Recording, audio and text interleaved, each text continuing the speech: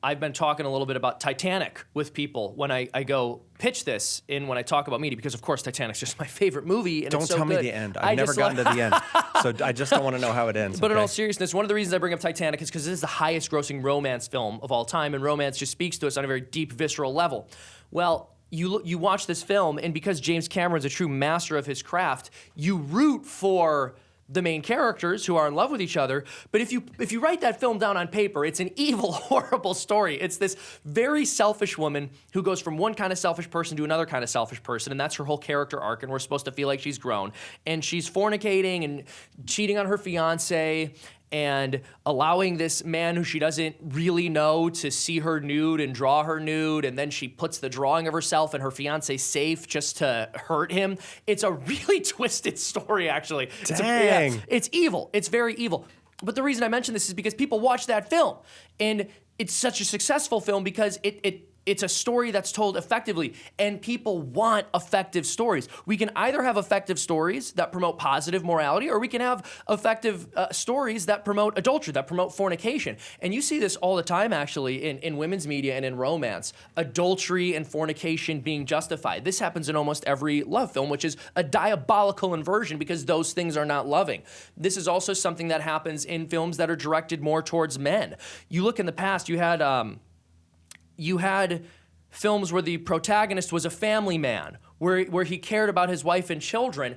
You look at, modern action heroes like James Bond, he's sleeping with a different woman in every film. So we'll tell these effective stories. Every scene. Yeah, every scene. Yeah, exactly. Who's going to be the You're Bond girl for this old-fashioned, scene? man. That's right. Who's going to be this scene's Bond girl? So what ends up happening is people internalize these values because, again, story informs the way that we view the world. I always paraphrase it because I know I get the quote wrong, but Flannery O'Connor talking about... Oh, she's the best. She's talking about a good Catholic novel, and she said, well, first, it has to be a good novel.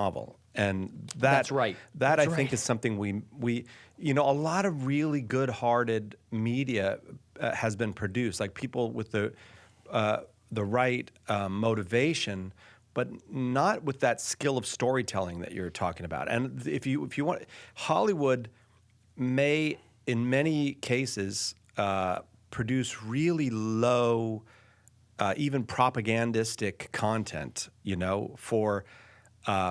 for all kinds of things that are morally damaging to people. Mm-hmm. But they can tell a story. That's exactly right. They've got the skill. They can tell a story. Yeah. And when Flannery O'Connor said, most importantly, you have to tell a good story, you have to make a good novel, part of why that's so important to remember is because we as humans, when we watch a film, we know whether it's true. Like, we know in a narrative sense whether what we're being told is the truth. And so if you have a story that's told effectively and it's truthful about the world, you've got a Catholic story. It's listening to you, I think a lot of the Hollywood people would say, well, they're making content for adults. But what they're really doing is making adolescent content that appeals to adults. So when someone says, like a man and woman should be faithful to one another, that's actually how adults live. Yes. That's the adult way to live, a man and a woman faithful to one another. The rest of it is all adolescent fantasy, but they have somehow convinced us that we're childish for wanting to be adults and for wanting. And so, like, if you go back and, like, one of the great stories in history is the Odyssey. And at the heart of that is this marriage between Odysseus and his wife. Yes. And his return to her is the story of what makes a man. And, thank you. So this is not childish. This is one of the greatest, most adult, important stories ever told. And the reason the Greeks love it is the man returns to his wife. That's right. So I've got like 5 different things to say, piggybacking off of everything you said. I have so many responses here. So firstly, when it comes to things being called adult, unfortunately, adult has become a euphemism for pornographic. I know, that's the dumbest thing. This is mature content. This is adult content. Like, it's mature and sophisticated to watch pornography. Right, like put on your smoking jacket. Yeah, and we'll have exactly, adult entertainment. Exactly. It's like a gentleman's insane. club. A gentleman's club. It's like there's not I promise you, there's not a single gentleman in the entire club. It's like it is a sad club for sad people. No one there is getting happier. So when you look at the Odyssey, the way I was taught the Odyssey in the public school I went to in Cook County, so we're just outside Chicago, very blue, the way it was taught was, Well, the reason Odysseus is messing around with Calypso and he gets away with doing all these things is because they were just misogynists back then, and they thought men could treat women however they wanted.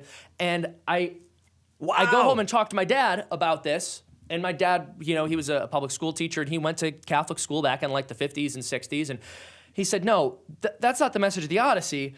What happens in the Odyssey is like he comes back home and his civilization is falling apart and his son is kind of feminine. And the whole moral of the story is if you don't take care of your kids, you're a piece of trash. That's essentially what my dad said. Those are my father's words. That's a good reading. But I'm like, that is, in my mind, the proper reading, whereas what we were told in school was, well, the Greeks just weren't sophisticated enough to know that it was bad for a man to cheat on his wife on an island for 7 years. And the whole point is it was based in red pilled for Odysseus to do that. And they were so happy to see it, like Odysseus was some red pill influencer, when the whole point of the story is, like you said, he's supposed to get back to his wife. He's supposed to restore his civilization. Otherwise, it's a terrible story. Exactly. Like the whole point of the story is he has to come back to his wife. That's what makes a civilization, and that's why it is civilization creating art. Well, do you think that story would last for thousands of years if it was just Odysseus bragging about a crazy weekend where he was, getting together with a lot of different women? Of course not. Like there's a good moral core at the heart of that story,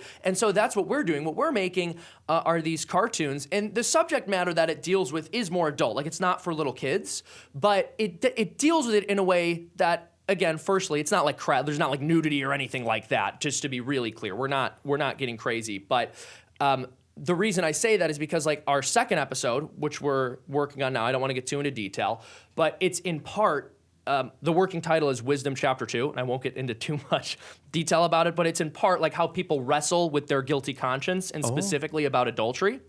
And again, there's that Bible verse in the title, but the story is not like about anything that's specifically overtly religious. It's just exploring human behavior and why do humans do bad things? And like, is it truly the case that if we had material abundance, there would be no more crime, and if resources were just distributed properly? So we're dealing with these kinds of philosophical issues with each different episode.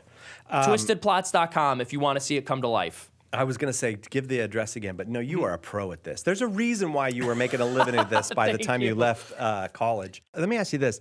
How much did the success of Chosen show people that they could go outside the avenues of media and not just succeed, but break through and dominate? Massively, massively. So the Chosen far exceeded its fundraising goal.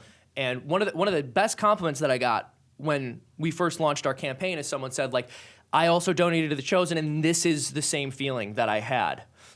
How wonderful. So to me, that was a massive compliment. Part of what every dollar that's donated to a show like The Chosen or to Twisted Plots says is we want our content to be grassroots. We want it to be produced by people who are actually in touch with what we want to see and what good storytelling is, and not some corporate hotshot executive who's going to make determinations about what I am and am not allowed to think or say. Yeah. And so we've had 6,000 people at this point send money into us, essentially saying, we do not like the entertainment that we're currently being given. We do want good, entertaining, wholesome stories. We do want it to be grassroots, and we trust you to make it. And so it's very humbling, and it's an honor. And as mentioned, I've got a lot of experience creating animation on budgets that other people